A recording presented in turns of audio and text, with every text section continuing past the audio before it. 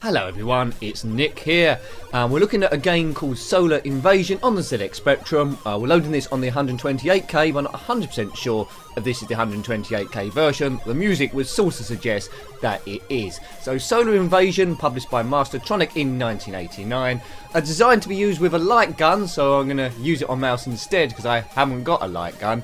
Also came out on the Amstrad CPC. Now, because I'm using it on the mouse instead of a light gun, you might not be able to see the target there, but rest assured I'm aiming brilliantly. We start off in space near Pluto. We have to shoot everything on that blue square map grid there. Things come at us at random. If we run out of ammo, so you'll see that ticking down, we are dead. Right, so every time the screen is fizzing like that, it's me firing on the mouse. I'm trying to shoot stuff. Now, sorry if you can't see it across crosshairs, but if things explode, you know that I've hit it. Right, so the story behind this is, it's a little bit irrelevant, but the story is you've just returned from a visit to the Intergalactic Zoo trading centre for weird animals, and you want to find an animal to exhibit back on Earth. Well, fair enough, so you've bought your animals, but they've escaped before you've got back to Earth. They're called the Paraxylites. And now you must stop them before they overrun the galaxy. Yeah, there we go. Now, occasionally you'll see the letter A flashing across. If I shoot that, I get extra ammo. So yes, it's a point and shoot sort of game. If you like them, then you'll probably like this one as well. So things like Operation Wolf and Operation Thunderbolt, it's a little bit like that, but in space. So some extra weapons. We start off on Pluto, which was a planet back in the day when this was reduced in 1989, but now it's just been demoted to a dwarf planet. Then we go to either Neptune, then Uranus, and we'll just keep going and going, I think, until we get to Mercury, and then that's that. Or possibly Earth. Right, so see all those dots on the blue display there? There's still quite a lot left, so we're not doing very well. I think that A turns up for extra ammo when you shoot a certain thing there on the map at random. Boom. Right. I'm not sure there's a way to change the direction we're going through space, but everything on the map will eventually come into your crosshairs. This also came out on a compilation with a few other games that used the light gun. I never owned a light gun, unfortunately. Did you own one? I never knew anyone that did own a light gun, and I've only recently become aware that a light gun was available on the ZX Spectrum at all. Yes, right. Get that A. No, I missed it twice. Yeah, these Paraxylites. So I've gone to an Intergalactic Zoo, picked out animals which I thought would be interesting to exhibit. Somehow they've escaped from the ship in space and they're multiplying, and we must destroy them before... Yeah. Why did they let us buy these animals anyway? The owners must have been absolute loony bins. Did you own this game back in the day? Let me know if you did. Did you complete it? It's Solar Invasion. I don't think it came out on the Commodore 64, I might be wrong, but it's certainly come out on the Amstrad CPC. It's probably easier with a mouse than actually a light... No, it's probably easier with a light gun, isn't it? Because you'd stand about a foot away from the television. On a big television and just aim it. Oh dear, the swarm has eaten the galaxy. Right, okay. So I was too slow. Music by Timothy Folin. Orbiting planet Pluto, which is not a planet. Right, okay, let's do a bit more aggressive this time. Just keep shooting. Yes. Boom, boom, boom, boom, boom, boom. Is this the 128K version? As I said, music would seem to suggest it is, but, you know, occasionally I get, caught out. Right, boom, oh, just blow up your thing. They're the main, I think there's about 2 of those on the map that we need to kill. Those shooting comets I don't think do anything. Come on, let's just get at least to the next planet, see the next aliens. Come on, die. Good, that's that dead. Right, 1050. It doesn't seem to save the high scores on this screen, at least. I like those stars gradually going past, although some of them do look a little bit square. Perhaps that's just debris. Oh man, we're going to run out of ammo again. So yes, have you been to any intergalactic zoos recently? Let me know what sort of animals you saw there. I'll be very interested to find out. Now we're getting to a point soon where we can meddle with our own DNA You'll be able to create any animals from scratch. So a frog that can fly, a pig that can speak Japanese, a river dancer with the head of an octopus. You can do whatever you want, really. I don't know why you want any of those things. Maybe Zebedee from the Magic Roundabout, we can create him. It's a brave new world of hideousness. Right, now we're off to Neptune. Hooray. Now this is what's around Neptune. You might have just seen it there. There's a brief crazy animal. There it is. We need to kill that thing.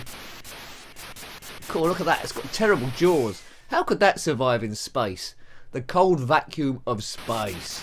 Unless you're Princess Leia and can do a little hand movement and fly around, then anyone in space is dead. Although aliens could survive in space as well. So Princess Leia and aliens, but anyone else, no chance. I think there was a creature in Star Trek as well, but apart from them three, no one else. Right. What was that film? There was a guy in Event Horizon that went into space. He didn't fare very well without his suit on. That's a pretty scary film, but not as scary as these creatures, I can tell you.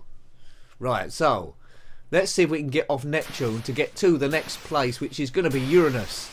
Or Uranus, if you want to do a joke somewhere. Oh, look at the ammo. We've just got one thing left as we shoot that egg. No. There's bubbles and eggs to fight here. Oh, come on. We need the letter A to go across or we're done for. There's no letter A's. Yes, you run out of ammunition. Oh. So we got a bit further that time. Definitely needed more weapons. Now, I don't know any pokes for this game for infinite stuff, but it would come in quite helpful. Good music, this. Good sound all round, really. A lot to like in this game. As I say, I think you either love it or hate it. Depends if you're actually into the genre of games. Point and click. Do you like it, or you rather have some other shooter? As I say, Operation Wolf, Thunderbolt. Very good. Right. There's one in space as well, which name I can't sort of remember. He was on a space station. I've read it on the Spectrum and the Commodore Amiga. Why can't my brain bring that name back up again?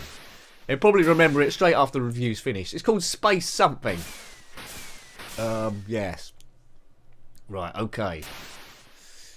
Can we get to the next world, which is Neptune? I've never been to Pluto. I've never been to Neptune. I've never been to Uranus. I presume they're there. You can't really see, to my knowledge, those planets with a telescope. Not one that's commercially available anyway. I just trust that they are there. Pluto's quite cold. They say there might be some water there though, so there might be some life. But not if I'm around, because I'm probably going to shoot it if this is anything to go by. Neptune and Uranus, I think they're big gas giants. So there might be some life on some of the... Oh dear, there might be some life on some of the moons there. I think the moons is the best place to look. So if you've got a gas giant, look for life on the moons. I think we'll have another go at this. We'll have one last go. I'm quite liking this game. The presentation is good. Frame rate isn't brilliant on some... No, well, I'm lying. Frame rate is not bad for the era. 8-bit technology. As a shooter, it works quite well. If I bought it back in the day and had a light gun as well, it would have been a nice novelty. Friends would have come round. I'm sure they would have enjoyed it for a shoot-up every now and again. It's a bit different from the norm. Good stuff. The Spectrum had a wide range of different games available, and that's why I think it was so popular. We've reviewed over 400 Spectrum games now, and there's still thousands to come to. What's your favourite shooter like this? Is it one of the ones I've already mentioned, or is it a different one I've never heard of? Because if people mention games, I tend to add them to the list, and if I can track them down, we review them at some point at least. Right. Die, alien, die. No wonder aliens always want to kill us. We just go out shooting them. Even aliens from our own solar system. But I think these have been genetically created, haven't they, these things? The Praxelites, which, to be fair, is generally a name that we've given them to sound scary. They're probably called the Cuddly Lovely People or something like that, and they hate us. And we've run out of ammunition again. Yeah. Well, I thought I said last go last time. Last go this time. It's quite addictive, this game.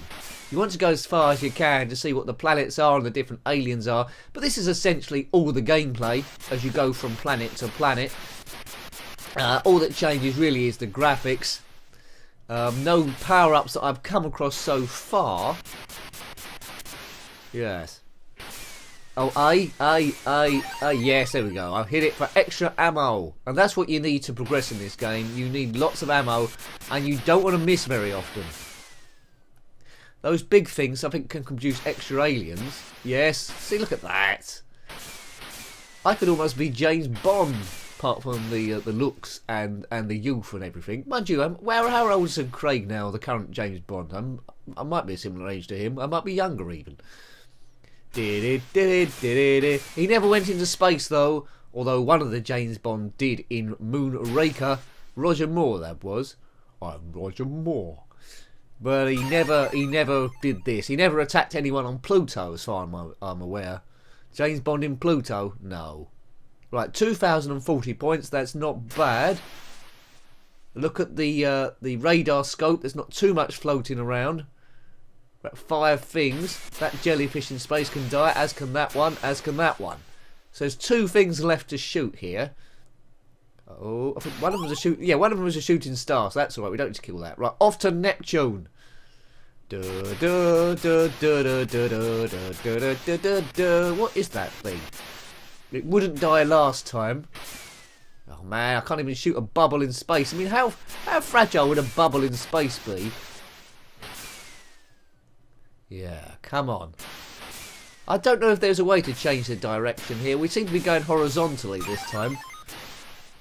Anyway, they'll come on the screen eventually, so it doesn't really matter too much. I don't think this game had a sequel. I might be wrong. Solar Invasion. Did it come out on any 16-bit systems? I might have to look that up. So Amiga and Atari ST you're looking at. Oh, there's an egg there. Boom. Right, keep your wits about you. We're not doing too badly here. Ammo looks okay. If I can kill this thing. Yes! Brilliant. Right, so got a good chance of making progress here. So now it's just all the little things we need to kill. Oh, that's a funny little thing. Well, it was until I annihilated it. Maybe it's going to hatch into one of those bigger things. Ammo getting a little bit low, but not too bad. Well, it's a bit low compared to the amount of stuff that's left to kill. And if I keep missing stuff, that is not going to help. Right. So I don't know why this is a solar invasion, because solar would indicate it's coming from the sun. And these people aren't actually from the sun at all. I think Mastertronic chose that name because it sounded cool. And because there was thousands and thousands of games, they probably had a list of 10 where the names are already taken. Alien Invasion's probably taken, isn't it? Oh, look at that. Right, we're only on about 1... Yes, we've done it. So we're off to Uranus, we'll call it that. Oh no, that's the same alien from last time. I feel slightly robbed. Oh, don't say the aliens rotate. The aliens from Uranus are the same as the aliens from Pluto. That's no good. Oh man. Oh man. Yeah. This is just a small gripe again. I would like to see different colours of the aliens. They don't all have to be that white colour. Wouldn't mind seeing an occasional yellow one, magenta or green. That would have improved the playability as a kid because they make up stuff in their own mind. If the aliens just rotate each time, and there's only about 2 or 3 different ones, that's a little bit of a con. But as a shooting game, it holds together quite well. Animates well, sound is good, and yeah, it would have kept a kid occupied, I'd say. A little bit boring after a while, as these shooting games tend to be. Nothing actually comes at you that approaches you like Operation Wolf or Thunder would be. They stay the same distance, so they're not actually firing stuff at you. Why aren't they? Yeah, see, that's what's missing, isn't it? Nothing's firing at you. It's just you shooting them. It's a clear-up operation.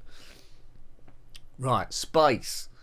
It's quite big space. Most of it is empty. They don't really know what's in space. They say dark matter or dark energy. Yeah, I think that's just an excuse for us not understanding it. And I've run out of ammunition again.